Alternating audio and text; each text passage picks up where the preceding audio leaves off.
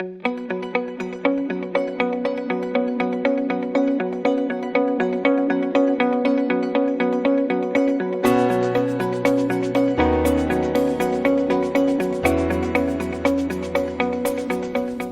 chapter on faith sharing and service, what really are the key ideas that you think are essential?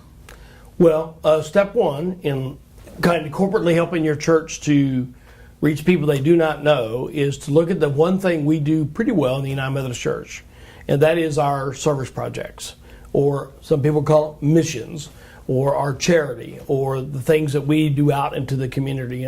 I've never been to a United Methodist Church in the country that didn't have something that they do to help people. And it's in of our blood. It's that second question that Jesus answered and John Wesley just loved. How do you help your neighbor? Love your neighbor. So that's kind of in our blood anyway. So I'm starting with the things that we think we were supposed to do, and we're already doing them. And what this chapter is doing, though, is what we've not done in my generation is actually get to know the people we're helping.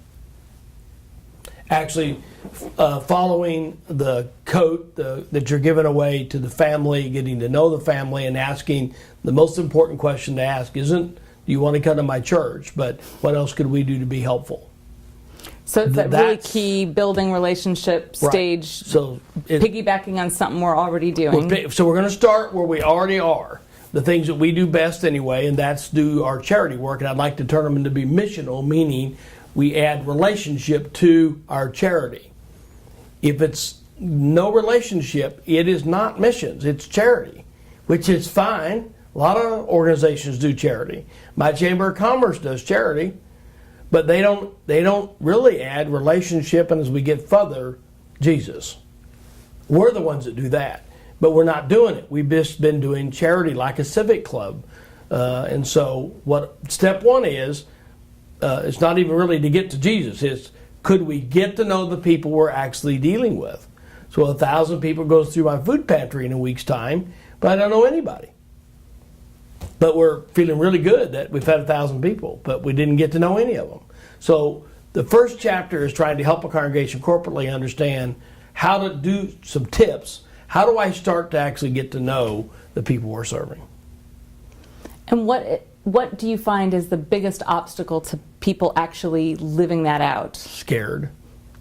And how do we get over that fear?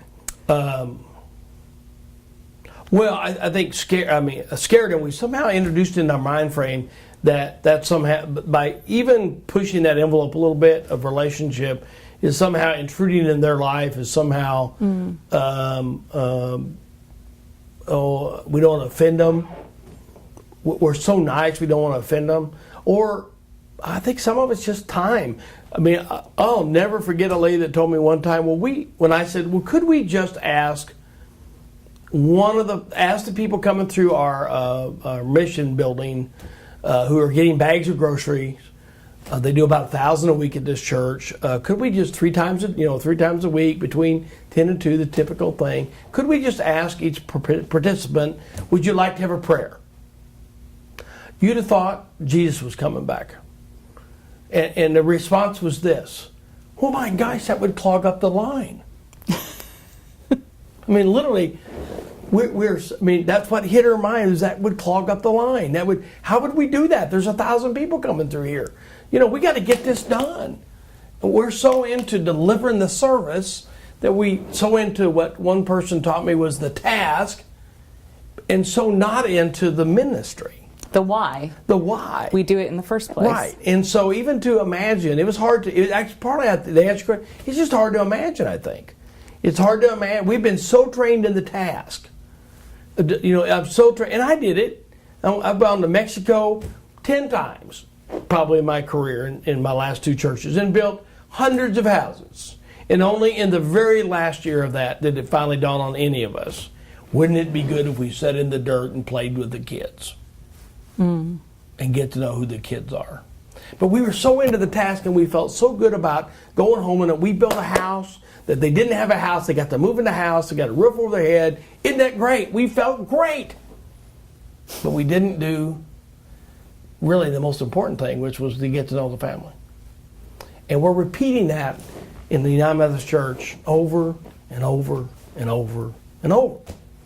I just think we're so been geared the other way, it's just hard to get us re-geared. Now, once people start to actually think about it and try it a little bit, it's not so scary. But it takes taking the first step. It can does. Be very I think scary. the first step is just what this is going to help you is, first of all, be aware. We're not even aware of what we're doing.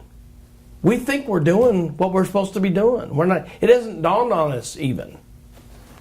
So I'd invite your group to pick out your book and look at the group discussion questions. There's 3 this time. The one I draw your attention to mostly is, so what could be changed in some of your outwardly focused events at your church that might help you get to know the people? There's other questions here that'll be helpful, but I think that's the key one is, don't try to tackle them all, but pick out 1 or 2 that you could go, well, here's an idea. We could take a step. So really, chapter 1 is, could we take a step in learning the people that we're dealing with, we're doing missions with rather than to?